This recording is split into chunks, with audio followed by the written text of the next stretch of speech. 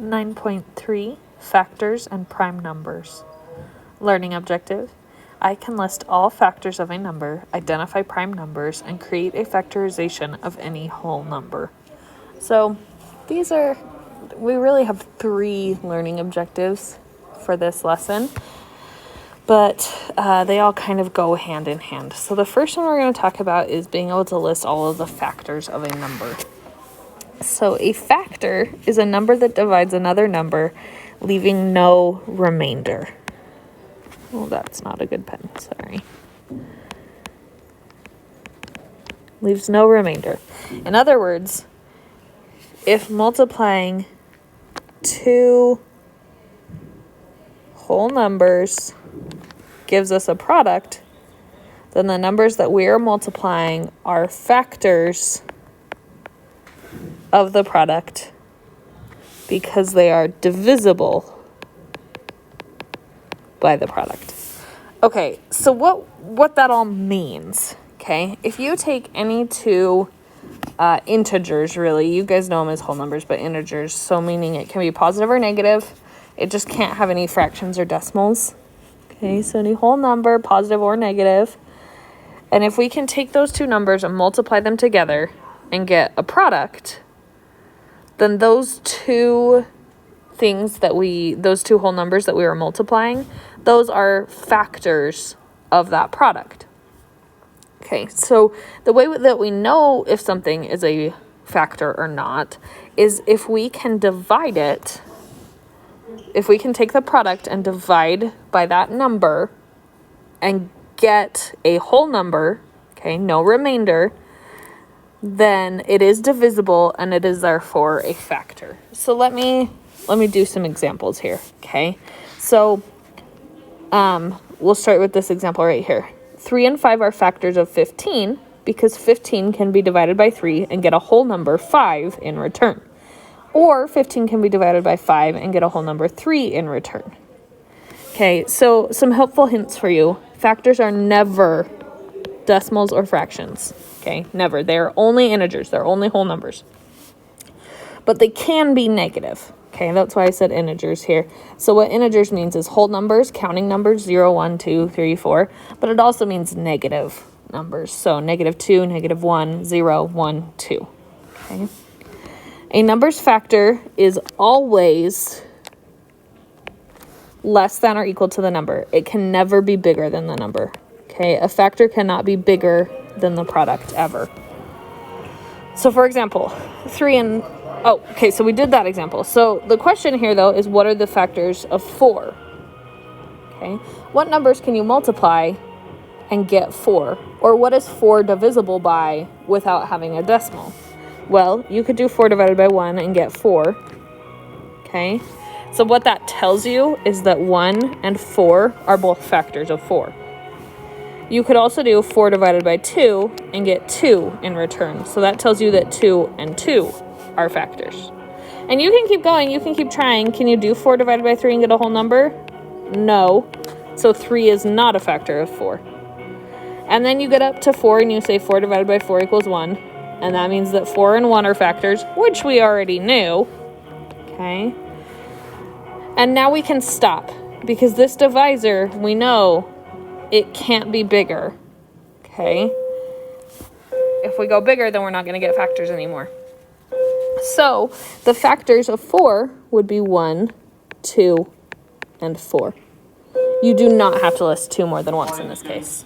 So then the next thing we need to talk about is prime numbers. So a prime number is a whole number greater than 1 with only 2 factors, itself and 1. Okay, so a prime number cannot be divided by any other positive integers without leaving a remainder, decimal, or fraction. So, for example, okay, if you take the number 2, let's just start with 2, because it has to be greater than 1, right? So let's just take the number 2. Let's see what we can divide it by. We could divide it by 1, so 1 and 2 are both factors. We could divide it by 2, again, 2 and 1 are both factors. But then every other number is bigger than 2, so there's nothing left to divide 2 by, right? So 2 is a prime number because the only factors are 1 and itself. We can do it again. We can do 3 So dividing 3 by 1 gives us 3. We could divide 3 by 2, but that won't give us a whole number. We could divide by 3 and get 1. So we get 3 and 1 again. We already knew that. But there are no other numbers left to divide by that are smaller than 3. So 3 is also a prime number. Now 4 is not a prime number. And this is why. Right here. 4 is not a prime number because you could divide it by 1 and get itself back. But you can also divide it by 2 and get a whole number. So 4 is not a prime number. Okay. So I want you guys to try and list out the rest of them smaller than 10. So take a second and do that. Go ahead and pause the video and try. Okay, hopefully we were able to get these. 2, 3, 5, 7 are the prime numbers smaller than 10. Okay, so why aren't other numbers on here? Well, 1 is disqualified by the definition. Okay, prime numbers have to be greater than 1. 2 and 3 we got. 4 is divisible by 2.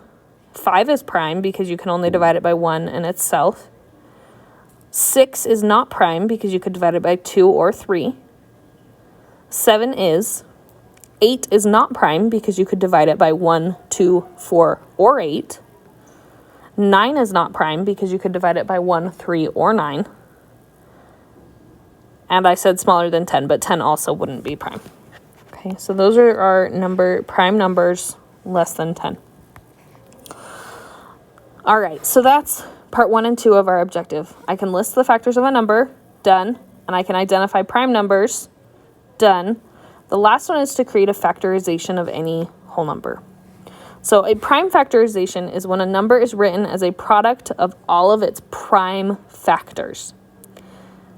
Okay, so the prime factorization of 36 is 2 times 2 times 3 times 3.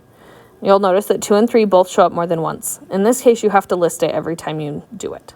Okay. A useful tool for finding the prime factorization of a number is called a factor tree. So the reason that we call this a factorization is because if you actually do this, if you do 2 times 2, you get 4, and then you times it by 3, you get 12, and then you times it by 3 again, and you get 36. But 2 and 3 are both prime numbers. Okay, so we list out all of our prime numbers multiplied together, and that's called a prime factorization. So a useful tool for finding it is called a factor tree. So this is like how it works with 36. So we take 36 and we say, well, we can divide further 36 by 4 and get 9. So we can list 4 and 9 here. Okay, but 4 and 9 aren't prime. We just talked about how they're not prime. So we're going to split them out again. So 4, you can do 2 times 2. Well, 2 is prime. So those two we're going to go ahead and box. And this is really how I do this. I go ahead and circle any prime numbers once I get to them. And then let's work on 9. So 9 can be 3 times 3. Well, 3 is also prime, so I'm going to circle those. Once I have every end circled, I know I'm done. So let's go ahead and practice on the prime factorization of 42. What can we multiply together? What whole numbers can we multiply together to get 42? Well, you could do 6 and 7. Now, 7 is a prime number, so we're just going to go ahead and circle that one right off the bat. 6 is not, so we need to keep going with 6. So 6 we could do 2 and 3. Those are both prime, so we can go ahead and circle them.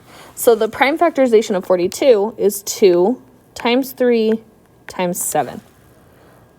Okay, and you can try this. It should always get you the number you started with. 2 times 3 is 6. 6 times 7 is 42. That's where we started. It is correct. Okay. And you can always double check yourself. If you ever have a number up here that isn't prime, then you needed to keep going on your factor tree. Okay. If you have any questions on this, let me know. Go ahead and try the 9.3 assignment. Good luck.